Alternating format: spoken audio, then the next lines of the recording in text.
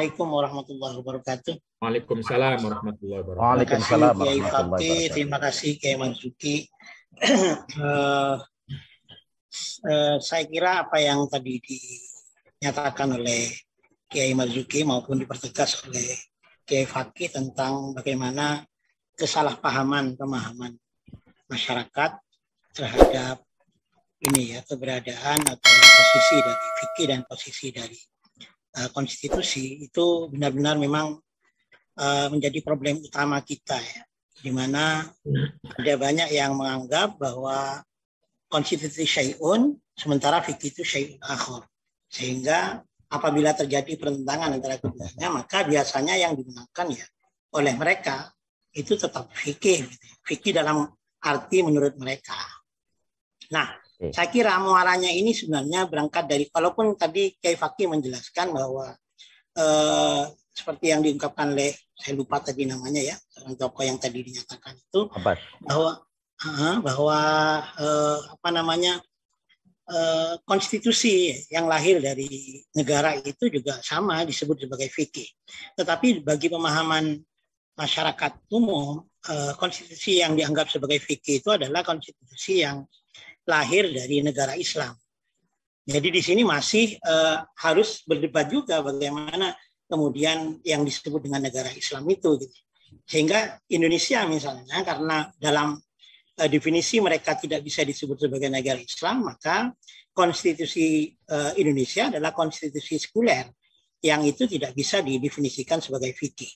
Itu problem yang kita hadapi.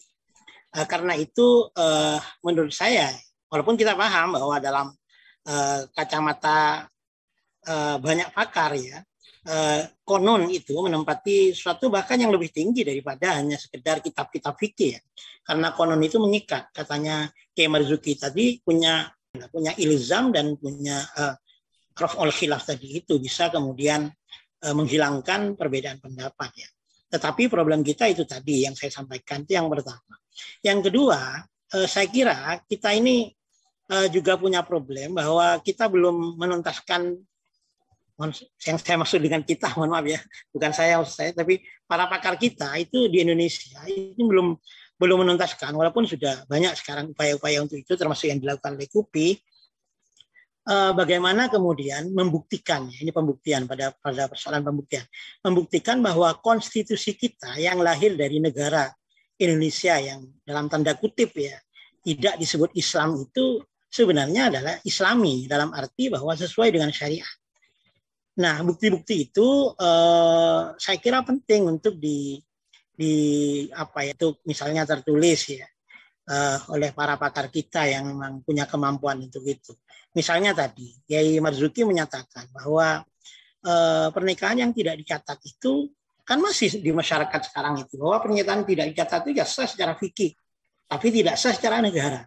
Bahasa ini kan berarti masih juga membedakan antara fikih dengan konstitusi. Padahal kalau mau diklaim misalnya ini tidak sah, ya sudah tidak sah. Bahwa nikah siri itu tidak sah. Apa landasannya? Memang pertama undang-undang. Tapi yang kedua kemudian undang-undang itu bagaimana kemudian diberi landasan argumentasi dari syariat ya. Misalnya begini, bahwa syahidai adlin yang disebut di dalam hadis la nikaha illa biwaliyin wa syahidai adlin. Tadi syahidai adlin itu, syahidai yang paling adlin adalah buku nikah itu, yang dua itu misalnya. Jadi tidak ada yang lebih adil dari itu. Seorang muslim yang punya pengalaman keagamaan yang tinggi pun tidak bisa kemudian diklaim sebagai adlin untuk zaman saat sekarang ya, dengan ukuran-ukuran yang tertentu. Tapi yang benar-benar standar, ukuran standar ya syahidai adlin itu adalah misalnya dua buku nikah itu. Kemudian la nikah illa biwaliyin, siapa wali itu? Wali bukan hanya sekedar orang tua, karena banyak sekali orang tua sekarang yang kemudian tidak punya daya kewalian. Sehingga yang disebut dengan wali misalnya adalah ini. Dan seterusnya. Jadi kontekstualisasi pemaknaan dari beberapa ayat Quran maupun hadis ya, kemudian disandingkan itu sebagai landasan argumentasi untuk memperkuat ini ya, konstitusi kita, terutama misalnya Undang-Undang Nomor 1 Tahun 74 ya. Kalau KHI sudah banyak rujukan-rujukannya. Tapi misalnya di Undang-Undang Nomor 1 Tahun 74 tentang pernikahan, mana yang kemudian bisa kita jual ke masyarakat itu dengan landasan argumentasi dari syariat. Saya kira ini bukan bertanya, mohon maaf ya, hanya unek-unek juga dari saya. Terima kasih Kiai Fakih dan terima kasih Kiai Marzuki. Assalamualaikum warahmatullahi wabarakatuh. Waalaikumsalam warahmatullahi wabarakatuh. Mohon maaf dokter, ikut bertanya di pagi hari ini. Pak Marzuki, izin bertanya. Yang saya tahu itu terkait dengan Islam, bahwa Islam itu adalah nizamun syamilun, aturan yang lengkap, ya, yatana walu madhahirul hayati, yang mengatur seluruh aspek kehidupan. Terkait dengan tadi yang disampaikan, saya baru paham bahwa dalam segitiga syariat itu ada yang aturan konstitusi yang memang harus kita jadikan sebagai salah satu kekuatan dalam bangunan rumah kita yang tidak boleh kita lupakan. Namun ada satu hal yang menarik begini, Pak Marzuki. Teman-teman itu suka bilang begini ya di diskusi-diskusi kita itu, untuk di kalangan dai itu ya, mengambil ayat dari Al-Maidah ayat 44 itu. Al-Maidah ayat 44 itu kan barang siapa yang mengambil hukum selain dari Allah itu, maka dia orang-orang yang kafir itu. Nah, dibandingkan dengan pertentangan antara hukum Islam yang kita lihat secara letterlock dari Al-Quran dengan yang dari hukum tanda kutip warisan Belanda gitu ya, hukum warisan Belanda. Nah, untuk mencari benang merahnya dari ayat tersebut serta yang tadi disampaikan oleh Pak Marzuki itu, kita harus menyikapinya seperti apa? Itu saja barangkali Pak Dokter, terima kasih. Assalamualaikum warahmatullahi wabarakatuh. Waalaikumsalam warahmatullahi wabarakatuh. Sambil menunggu Mbak Evi siap-siap, kita dengar dulu mungkin nanti saya juga akan ikut menjawab apa yang disampaikan, apa yang ditanya oleh Mas Ube atau Kang Ube. Sebelumnya kita dengar dulu Kang Jeki. Ini terkait dengan waman lam yahkum bima anzalallah, terkait dengan Islam itu sudah sempurna, syamilun, kamilun, yang sudah menjawab seluruhnya, itu bagaimana kok masih perlu konstitusi? Nah, gimana, Jack? Silahkan, Kang Jeki. Ya. Oke, makasih. Senang banget saya diskusinya ya, Pak Syam dan Pak Mas Ube. Saya kira yang Pak Syam saya tidak ada yang saya tampik ya, kecuali tadi mensitir pernyataan saya. Saya tidak mengatakan sah menurut agama dan sah menurut negara. Saya tidak mengatakan itu ya. Di dalam undang-undang perkawinan itu sampai hari ini itu masuk di dalam bahwa pernikahan wajib dicatatkan. Ya, tidak dimasukkan di dalam rukun dan juga tidak dimasukkan di dalam syarat. Sementara yang disebut dengan sah itu adalah terpenuhnya syarat dan rukun. Gitu. Lah, tetapi menurut saya sebetulnya setuju dengan usulannya Kang Syam ya, dalam kerangka pemikiran semacam itu saya setuju, karena satu-satunya bukti untuk bisa menguatkan seseorang itu sudah menikah atau belum itu adalah pencatatan negara. Sebagaimana tadi saya mencontohkan pencatatan tanah misalnya gitu. Padahal kalau itu kan di dalam Al-Quran, idza tadayantum bidainin ila ajalim musammang faktubuh. Kalau dain yang musammang saja harus dicatatkan, lalu kemudian perkawinan yang memiliki implikasi sangat serius terhadap musyawarah, terhadap muwarasah, terhadap hal-hal yang lain yang itu bisa menghalalkan yang haram dan mengharamkan yang halal, maka saya kira dengan menggunakan ayat tadi, qiyas aulawi, menurut saya memang pencatatan menjadi wajib gitu, wajib lah. Lalu wajibnya ini di posisi di mana? Apakah sebagai rukun atau sebagai wajib saja sebagaimana mahar? Lah, saya dulu pernah mengusulkan itu sebagai rukun. Tetapi undang-undang kita masih belum memutuskan itu sebagai rukun, hanya sebagai kewajiban. Kira-kira itu ya. Jadi dalam konteks ini maka saya tetap mengikuti undang-undang yang ada, bahwa kemudian kita akan memperjuangkan itu, ya mari kita bersama-sama untuk mencari kemaslahatan yang terbaik untuk semuanya dalam konteks hukum perkawinan di Indonesia ini. Itu satu. Terus yang kedua, saya setuju bahwa termasuk ini Mas Ube ya, gini, jadi yang namanya kebijakan ya, termasuk nanti hukum negara yang juga ini menjadi, kalau tadi yang Syekh Abbas itu menurut saya sudah keren banget ya, menjadikan konun dan peraturan perundangan sebagai fikih Islam. Dan saya setuju itu sebetulnya ya, karena itu tidak ada dualisme hukum, sehingga apa yang sudah diputuskan oleh negara itu ya ilzamun mulzimun ya, mengikat, imperatif gitu. Dan dalam kenyataannya juga begitu, meskipun jenengan tidak mengakui tadi yang mengatakan hukum negara itu kafir, tauhid dan seterusnya, itu dalam kenyataannya di kehidupan sehari-hari dia terikat juga. Misalnya ketika lampu merah, ya enggak, merah, kuning, hijau, ya pasti harus ngikutin aturan ini, undang-undang lalu lintas. Begitu juga bikin SIM, bikin yang lain-lain, semuanya terikat.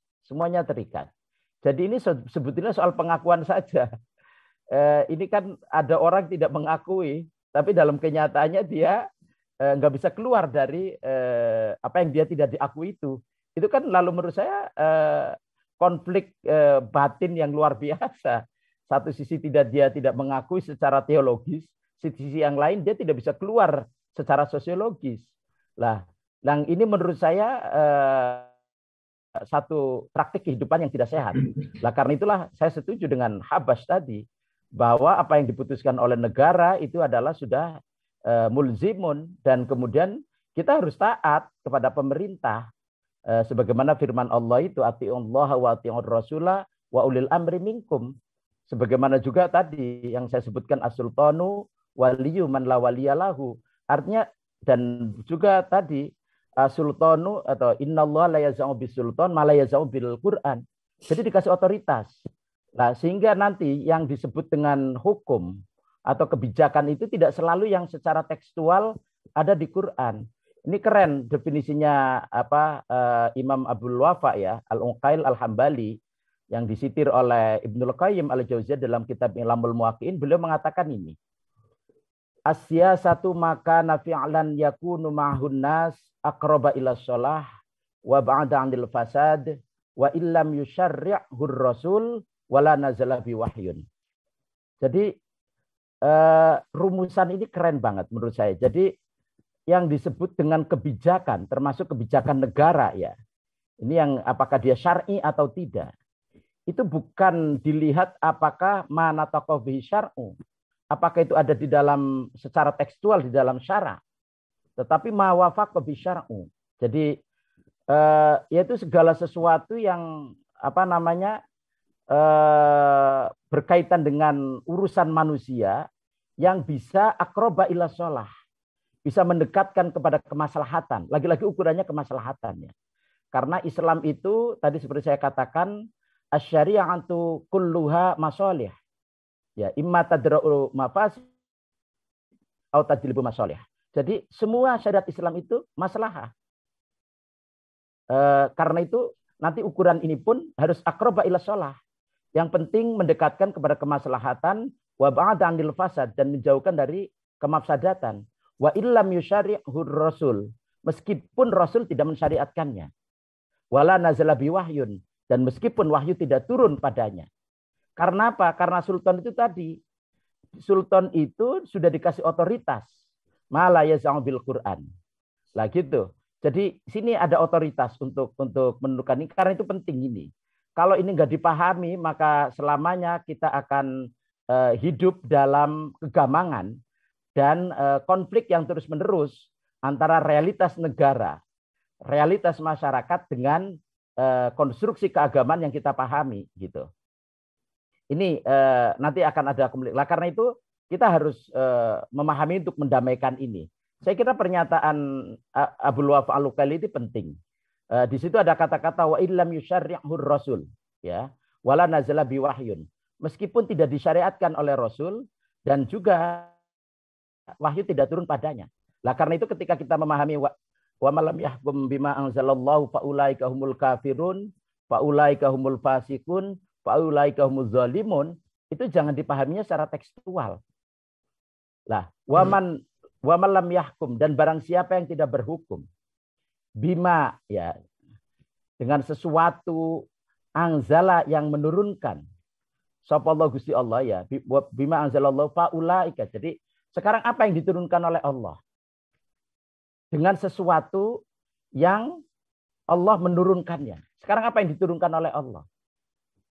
Lah Allah itu menurunkan satu kalamnya, ya. Itu yang kemudian kita sebut sebagai Al-Qur'an. Tapi sisi yang lain, Allah juga menurunkan wa ma yantiqu 'anil hawa in huwa illa wahyu yuha, yaitu hadis Nabi. Gitu. Lah terus kemudian untuk sekarang saya tanya, kalau misalnya orang menggunakan qiyas, ya, qiyas itu menggunakan akal, kayak semacam silogisme. Jadi ada hukum asal, hukum fara', terus ada ilatul hukmi, lalu kemudian ini hukumnya mengikuti hukum asal. Qiyas ini termasuk hukmullah atau bukan? Termasuk ma anzalallahu atau bukan? Hampir semua para ulama mengatakan itu ma anzalallahu. Qiyas. Lah karena qiyas itu ma anzalallahu, karena itu qiyas bisa digunakan sebagai sumber hukum. Dan itu tidak termasuk faulaika humul kafirun, faulaika humuz zalimun, faulaika humul fasikun. Begitu juga ijma. Lah, termasuk nanti ada adilah yang lain. Kalau para ulama ada istihsan, istislah, istishab, al-urf, syar'u man qablana, misalnya terus saduz dzara'i. Lah ini semua adalah kerangka ma anzalallahu, kerangka untuk membaca apa yang diturunkan oleh Allah. Lah karena itu kerangka-kerangka yang sudah dirumuskan oleh para ulama dan juga fiqhiyahnya, perangkat-perangkat ini dan tembunan realitas yang menjadi basis tadi. Ini jangan dilupakan realitas itu, ya. Jangan menganggap bahwa ma anzalallahu itu hanya yang tekstual. Tetapi juga Allah menurunkan realitas. Dan ini harus kita baca sebagai satu keniscayaan, pertimbangan kemaslahatan itu. Lah karena itu harus kita pahami secara luas. Lah yang menurut saya anzalallahu itu hanya Al-Qur'an saja. Kalau itu Al-Qur'an saja, itu ya dia mungkirus sunnah. Atau kalau kemudian menggunakan hanya Al-Quran dan sunnah, ya dia tidak akan bisa menggunakan apapun, dan itu sangat sulit sekali hidup pada hari ini kalau cara berpikirnya tekstual semacam itu. Dan menurut saya para ulama sejak dulu berabad-abad yang lalu sudah tidak lagi menggunakan kerangka seperti itu. Lah karena itulah kita harus melihat ma anzalallahu di sini juga termasuk adalah fikih gitu, yang dirumuskan oleh para ulama dan seterusnya itu. Nah, dalam hal ini juga termasuk menurut saya dalam konteks ini untuk membaca kemaslahatan adalah soal konstitusi dan peraturan perundang-undangan. Lah, peraturan dan konstitusi dan peraturan perundang-undangan tentu saja kalau misalnya tadi ya akroban del fasad, ya, dia bisa mendekatkan kepada kemaslahatan dan menjauhkan kepada kemafsadatan. Meskipun Rasul tidak mensyariatkannya dan wahyu tidak turun padanya, maka itu termasuk as-siyasah asy-syar'iyyah. Dan itu adalah produk yang menurut saya masuk di dalam ayat atiullah wa atir rasulah wa ulil amri minkum. Karena itu adalah bagian dari as-siyasah asy-syar'iyyah. Ini kalau dalam kerangka pemahamannya Abul Wahab disitir oleh Ibnul Qayyim al-Jauziyah di dalam kitab I'lamul Muwaqqi'in an Rabbil Alamin. Kira-kira itu Kang Fakih sedikit penjelasan saya dan juga respon terhadap Kang Syam tadi ya soal pernyataan saya soal pencatatan itu. Saya tidak mengatakan itu sebetulnya. Ya, terima kasih Kang Jeki. Kemarin di Unusia Jakarta itu baru saja Pak Syam ada bedah buku Kiai Haji Afif Muhajir tentang Jumhuriyatu Indonesia, tentang bagaimana negara Indonesia ini negara Islam atau Islami, dan seluruh perundang-undangannya adalah berlaku, termasuk terutama konstitusinya sebagai sesuai dengan Islam gitu. Itu bahasa Arab dan atau bahasa Indonesia, dan pernah diperjuangkan sebagai materi atau bahan honoris causa di Semarang. Jadi saya kira sudah banyak ya, mudah-mudahan nanti juga Pak Syam ikut menulis tentang bagaimana pentingnya konstitusi dan perundang-undangan adalah cara kita, nanti bahasanya Kang Ube, cara kita untuk melihat kesempurnaan Islam. Nah, contoh Al-Quran, contoh ya. Al-Quran dan terjemahannya itu apakah terjemahan itu bagian dari Quran atau tidak? Atau Quran itu sempurna belum? Kok masih perlu terjemahan? Itu contoh sederhana saja. Qurannya sudah sempurna, tapi kita tidak bisa memahami Quran secara sempurna kalau nggak ada terjemahan. Jadi terjemahan menjadi bagian dari kita bisa tahu sempurnanya Islam, sempurnanya Quran. Jadi Islam nidhamun syamilun, itu kesempurnaannya baru kelihatan kalau ada hadis, gitu loh. Hadis dipakai, ada ijma kata Jekik, ada ada kias, ada syar'u, man qoblana bahkan sebelumnya dipakai juga. Jadi ketika Umar bin Khattab bikin kebijakan, nah pertanyaannya yang tidak ada di Quran dan tidak ada hadisnya, itu bagian dari kesempurnaan Islam atau di luar itu? Atau kalau kita membaca kamus ketika mau tahu arti ayat Al-Quran, itu bagian dari Qurannya tidak sempurna atau kitanya pengen dapat kesempurnaan, maka kita merujuk berbagai alat-alat lain agar supaya kesempurnaan Qurannya itu terlihat. Jadi memperlihatkan kesempurnaan Islam itu nggak mungkin, faktanya ya, orang yang ngomong klaim besar-besar itu nggak mungkin tanpa alat lain. Nggak mungkin. Jadi alat lainnya ada bahasa, ada sosiologi, ada antropologi, ada dan lain-lain. Itu nggak mungkin tanpa itu. Nah, karena itu tentu saja Islam itu sempurna, tapi sempurnanya itu kalau dalam bahasa Keusen adalah kerangkanya, metodologinya, manhajnya, bukan partikular-partikularnya gitu loh. Misalnya kalau Nabi itu makannya korma, apakah berarti kita harus makan korma semua? Karena itu kan harus sempurna gitu. Itu gimana tuh memahaminya itu? Nabi makan korma, pakai baju putih, gitu, nggak pakai kopiah, misalnya pakainya sorban, sempurna segala-galanya, sudah ngatur pakaian. Maka apakah kita nggak boleh berpakaian yang berbeda atau seperti apa?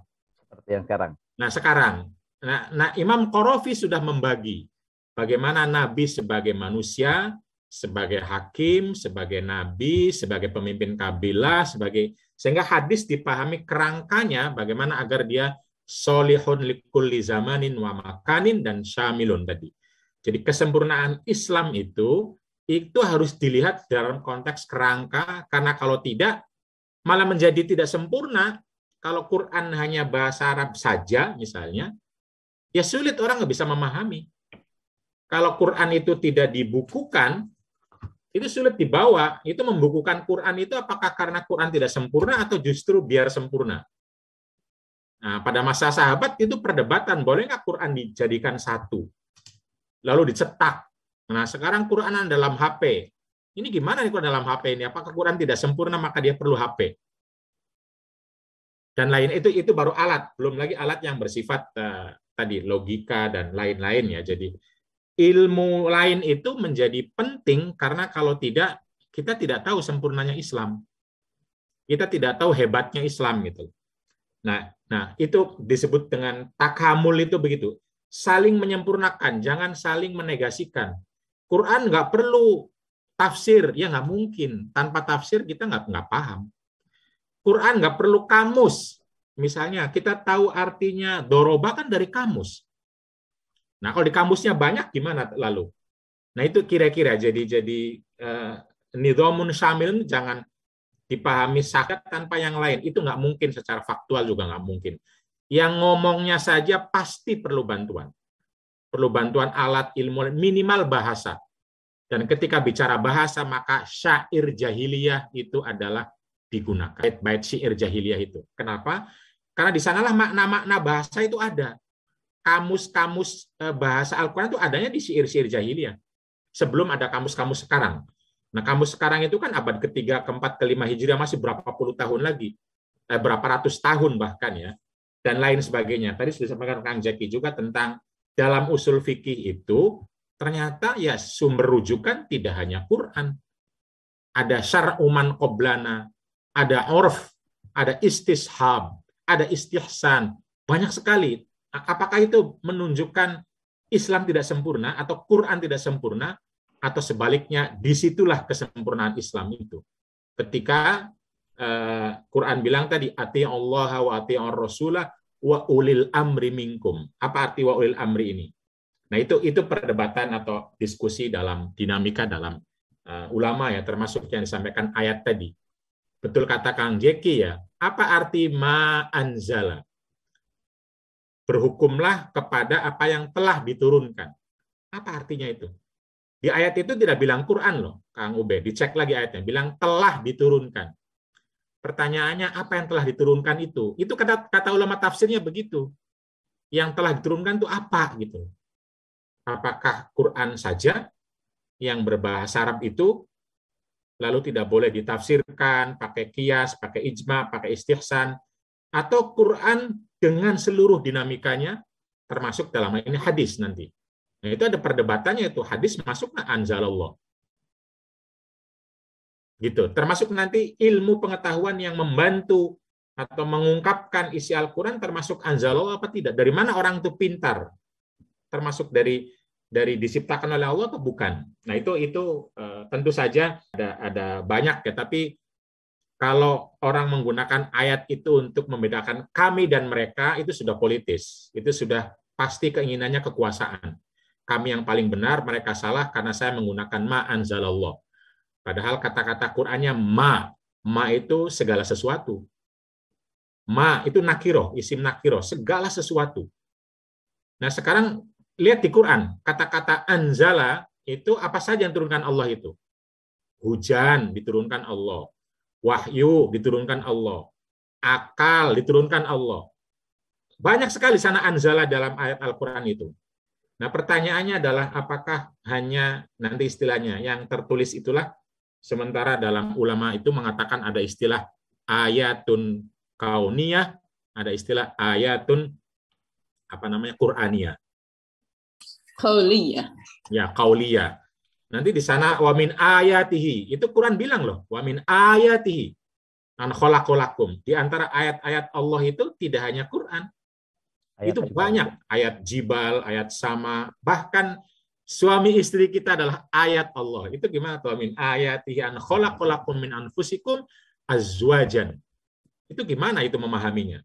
Nah, karena itu kalau orang mengklaim bahwa dialah saja yang ayat Allah itu, saya kira tidak tepat ya kalau dalam konteks kajian tafsir ya. Jadi betul kita harus merujuk kepada ma anzalallah.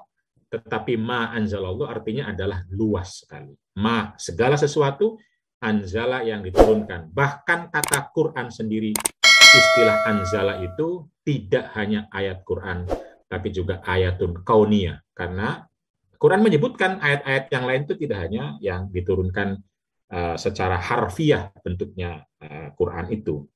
Jadi kita lebih luas, karena kalau tanpa keluasan ini malah sulit untuk memahami Islam sebagai nizamun syamilun sholihun likulli zamanin wa makanin.